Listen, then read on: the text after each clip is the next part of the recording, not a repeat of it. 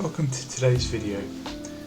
Today we're going to talk about while loops. And while loops are useful if you want your code to do a repeated step or set of processes without having to write the same code over and over again. So we're going to do our standard example with a function and a while loop and console log, and just do some basics to show you what happens. So say I've got a variable my number,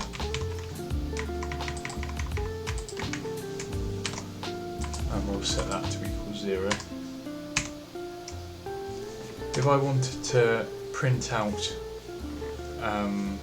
that number, and every number between that and 10 or 100, then I could write console log my number,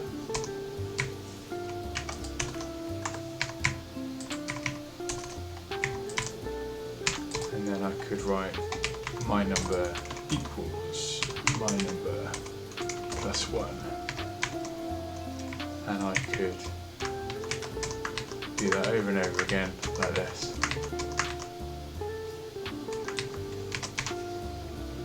And if I was to save that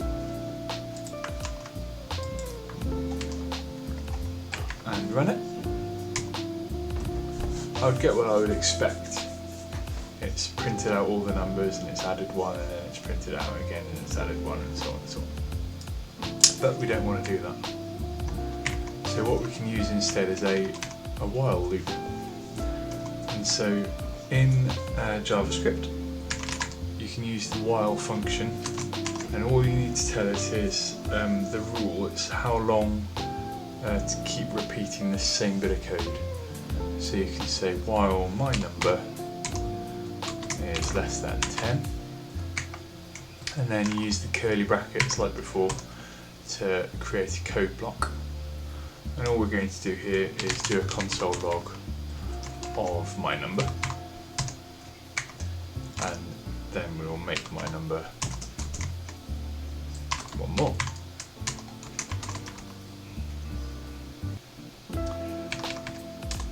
Here I save that and run it. You'll see that it prints out all the numbers between 0 and 9 inclusive, because I've told it to go while the number is less than 10. Similarly, I could do while it's less than or equal to 10, and save that, and then it would add 10 to the list as well, like that. So in JavaScript, there's another way of doing a while loop, which is the do while loop. So in here, we're telling it to do this action while this is true. But the other way of writing exactly the same thing is to say do, and then the block of code.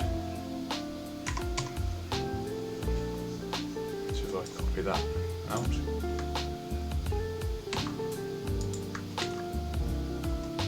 and then you have to tell it to do that while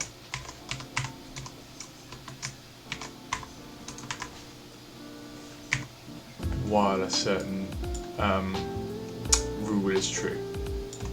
So if I comment this out, what we've got here is exactly the same function but written in a slightly different way. So if I save this and run it, it does exactly the same thing. Obviously, it's very easy to get yourself into trouble with infinite loops if you set this number too big, or if you set a while clause that's impossible. The processor will just continue trying to do something until something that's impossible happens, which means it will just continue trying to do something, and that's called an infinite loop in JavaScript, and it will cause your processor to crash and the program won't run properly. What you can do is add what we call a break. So if I go back to my original code down here, what I can say over here is if my number is equal to 5, say, break. And break is a bit of a magic word in JavaScript. What it means is I'm going to break out of the loop I'm in. So because we're inside of this while loop, break will break me out of it, and as a consequence in this example, that will be the end of the program. So when I run this one, I would expect my number to loop through this while loop all the way up until it equals 5, at which point it will break.